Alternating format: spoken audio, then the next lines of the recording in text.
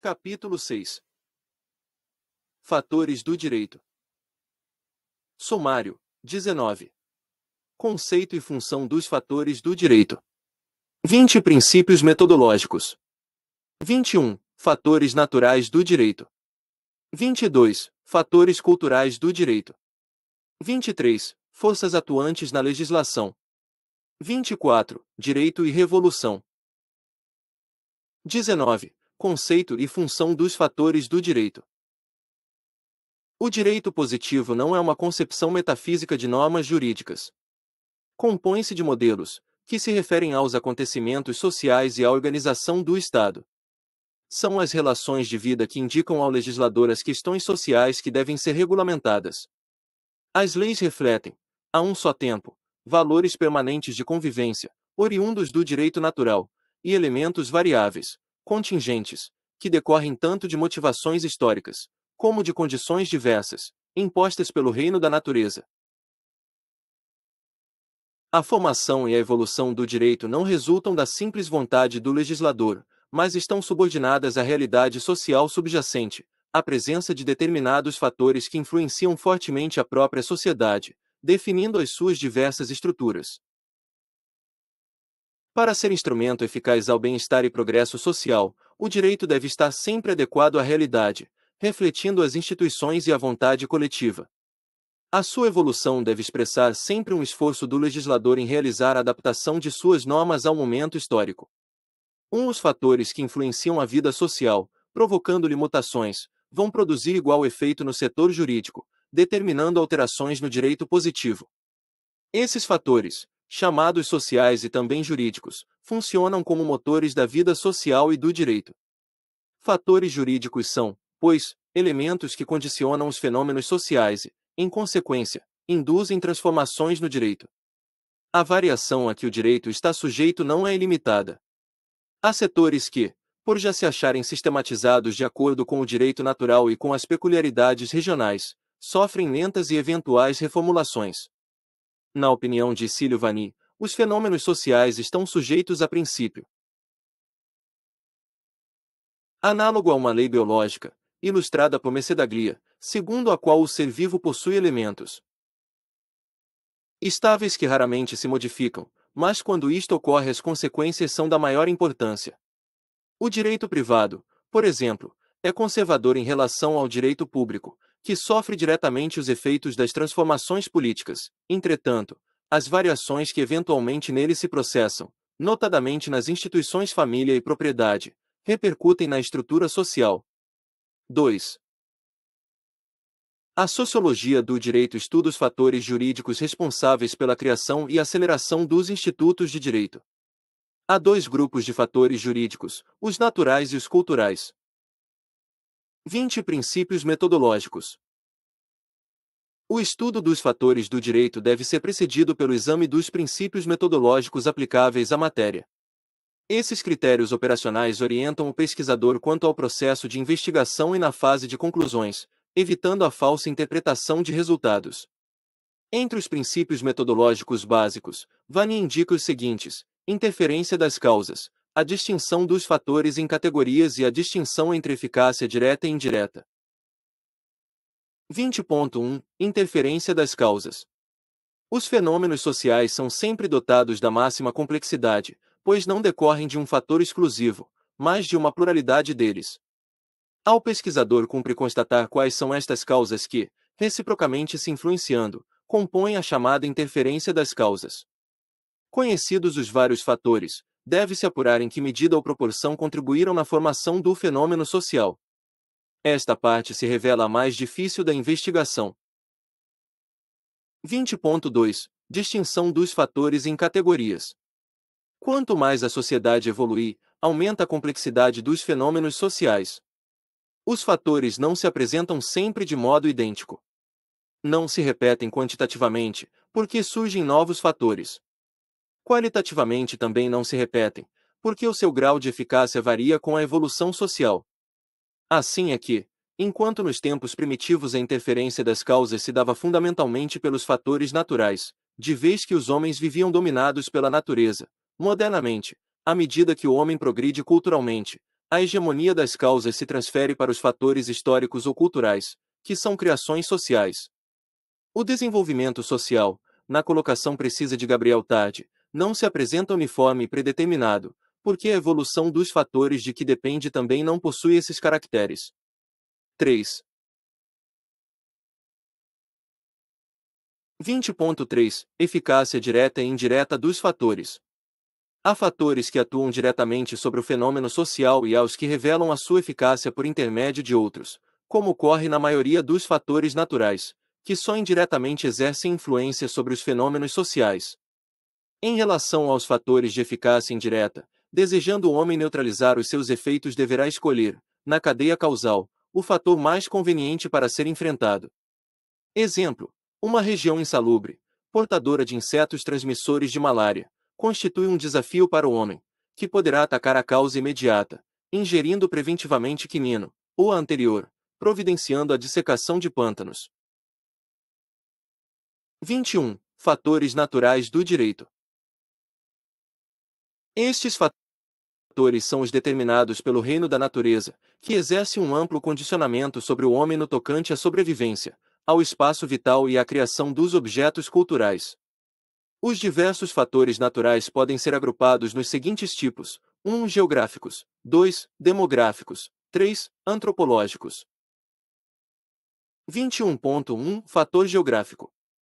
Entre os fatores geográficos merecem atenção especial: clima, recursos naturais e território. 21.1.1 Clima. É um fator de eficácia indireta, que influi no crescimento e no comportamento humano. Nos países de clima frio, por exemplo, o pleno desenvolvimento físico do homem se processa mais lentamente em comparação aos que vivem em regiões quentes. 4. O clima influencia hábitos e costumes, sem condicionar, todavia, as esferas da moral, em que a educação e o sentimento religioso cumprem importante papel. Em sua obra Do Espírito das Leis, Montesquieu dissertou amplamente sobre a influência do clima em relação aos homens. Se afirmou, de um lado, que só os maus legisladores se submetem unicamente ao clima e aos demais fatores naturais, de outro, ao exagerar a influência climática sobre os homens e declarar que as leis devem ser relativas à diferença desses caracteres, caiu em contradição porque acabou por sustentar um verdadeiro monismo climático. Dentro de sua concepção global, os demais fatores seriam apenas derivações do fator climático. É o que se pode inferir de várias passagens de sua obra, como esta: vós encontrareis nos climas do norte povos que possuem poucos vícios, bastantes virtudes, muita sinceridade e muita franqueza. Aproximai-vos dos países do sul, e julgareis afastar-vos da própria moral.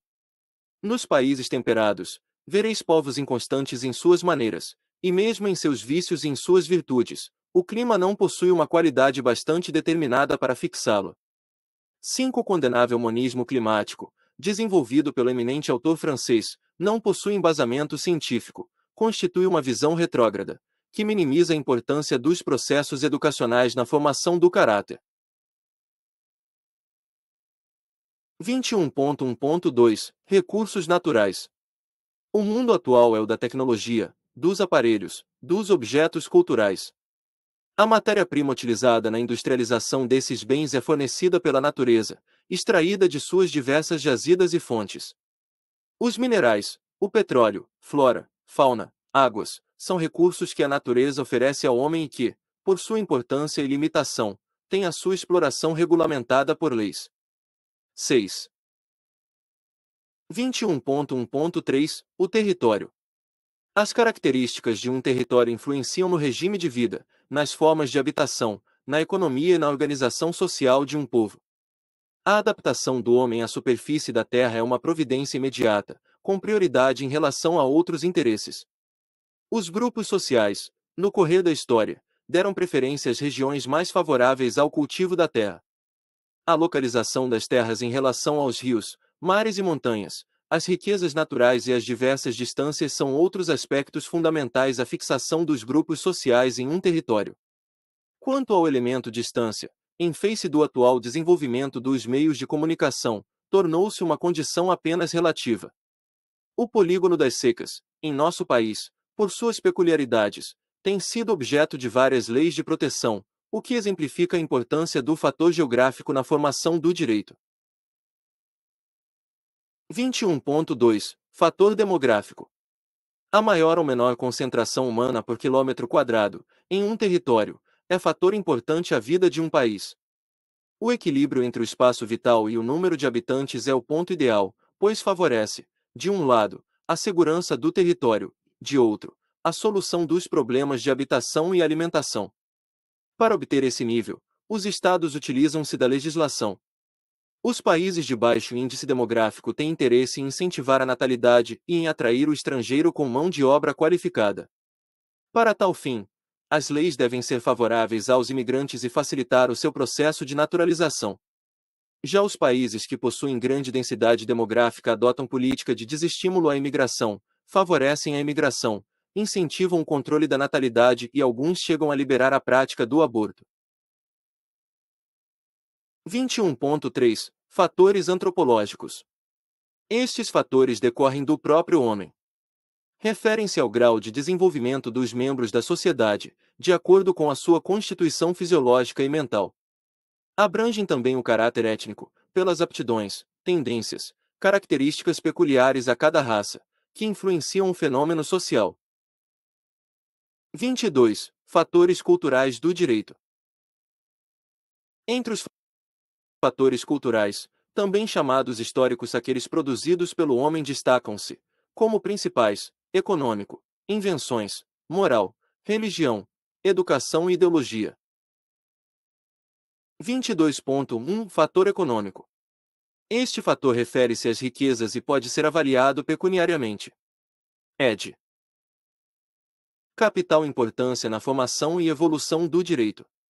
Na árvore jurídica, há ramos que possuem grande conteúdo econômico, como acontece com o direito do trabalho, o empresarial, o tributário, o civil, especialmente quanto aos direitos reais, obrigacionais e sucessórios.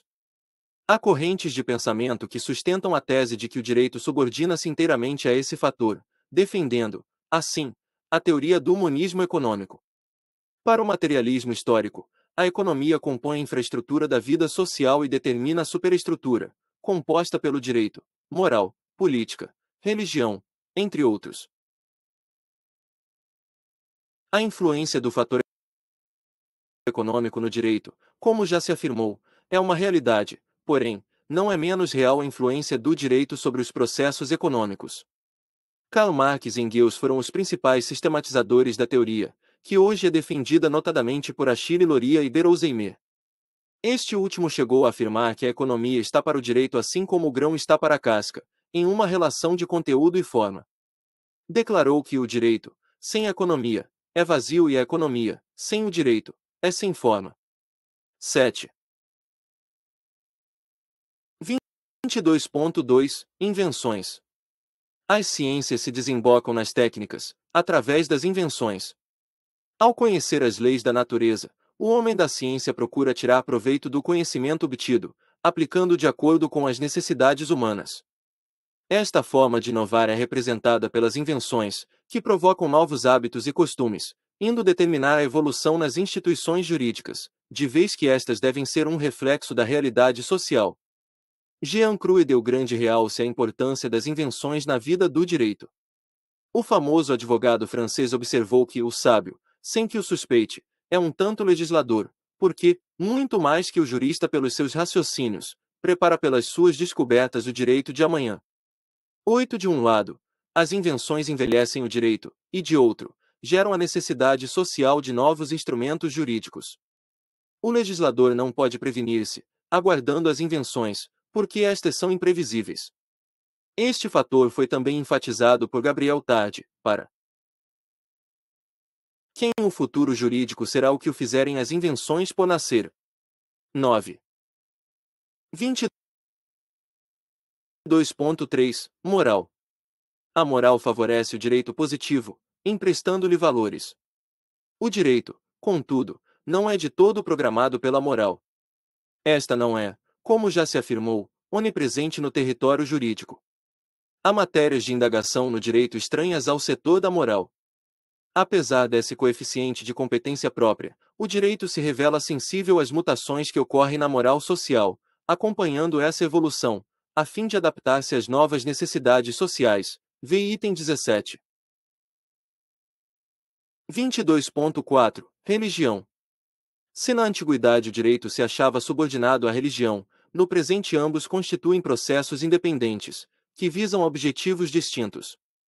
De um fator de eficácia direta no passado, a religião, hoje, influencia apenas indiretamente o fenômeno jurídico.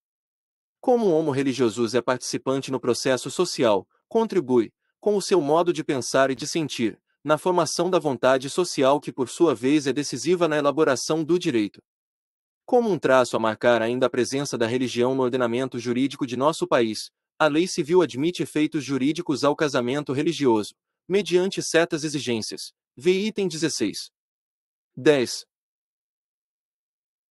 22.5. Ideologia. As tendências da ordem jurídica estão diretamente ligadas à ideologia consagrada pelo poder social. Cada ideologia corresponde a uma concepção distinta de organização social e reúne valores específicos. Enquanto os países socialistas modelam o seu direito, colocando o corpo social em primeiro plano e o indivíduo em plano secundário, o liberalismo, de natureza individualista, reconhece a autonomia da vontade individual. O nacionalismo é outra ideologia fortemente influenciadora na ordem jurídica, sobretudo na área política e econômica. Após situar o direito como instrumento de determinada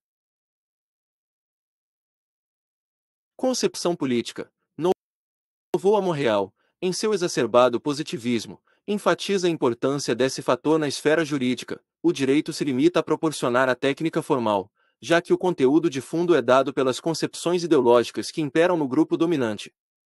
Para o autor chileno, seguidor neste ponto da orientação de Hans Kelsen, o conteúdo das regras jurídicas não pertence ao direito, pois este pode agasalhar qualquer esquema ideológico possível. 11.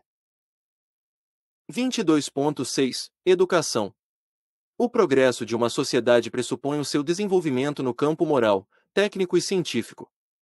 É através da educação que se pode dotar o corpo social de um status ético e intelectual, capaz de promover a superação de seus principais problemas.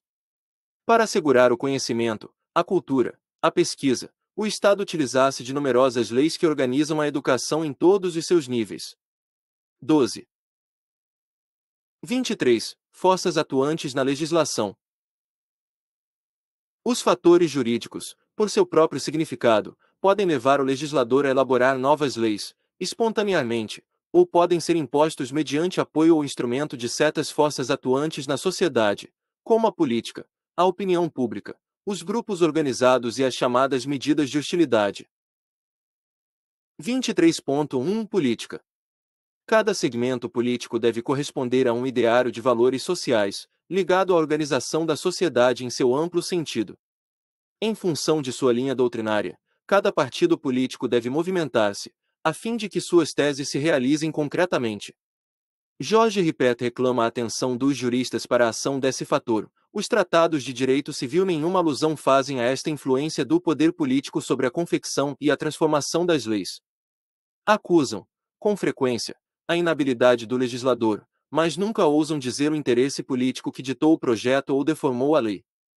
13.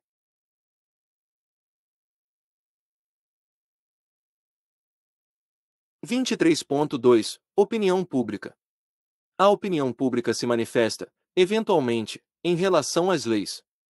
Tal ocorre, notadamente, quando a atenção do povo é despertada por algum caso particular, da sua simpatia, e que não encontra amparo na ordem jurídica vigente, como anota Luiz Recazens Siches. Dá-se então o sobressalto da opinião pública. Esta, através das mais variadas formas, artigos de jornais, rádio e televisão, cartas e telegramas, exerce pressão sobre o poder social, no sentido de modificar a ordem jurídica. A Constituição Federal, pelo artigo 61, prevê a apresentação de projeto de lei por iniciativa do povo. A chamada Lei da Ficha Limpa, por exemplo, que veda a candidatura de político com antecedentes criminais, nasceu de um projeto de iniciativa popular. 23.3 Grupos organizados. Na defesa de seus interesses comuns, as pessoas procuram se organizar em grupos conforme as diversas classes, a fim de alcançar maior força e prestígio perante as autoridades públicas.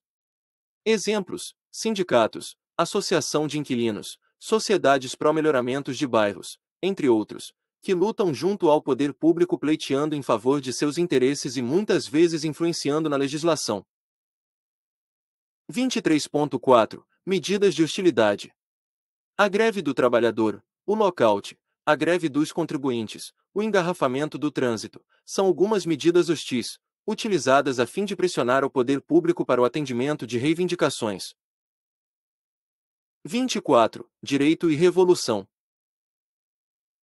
Enquanto os fatores jurídicos provocam uma evolução gradativa no direito, o fato histórico de uma revolução desencadeia, necessariamente, rápidas e amplas modificações na área do direito público. A revolução é um acontecimento político motivado pela insatisfação social quanto às instituições e regime vigentes. Caracteriza-se por uma dupla ação, intelectual e de força. Pressupõe idealismo, que se funda em novas concepções, em uma ideologia que se pretende implantar na organização social. Imbuído pelo espírito revolucionário, o grupo que destitui os governantes e assume o poder deve iniciar o trabalho de reformulação social, de acordo com a filosofia preconizada. É com essa mudança efetiva que a revolução se completa. Se o movimento contraria o sistema de legalidade do Estado, possui o poder de instituir uma lei jurídica. A legitimidade do direito criado baseia-se no apoio popular, pois revolução implica adesão social. A possibilidade de instauração de um novo direito, notadamente o constitucional, é básica, pois a luta revolucionária exige um novo instrumental jurídico capaz de dar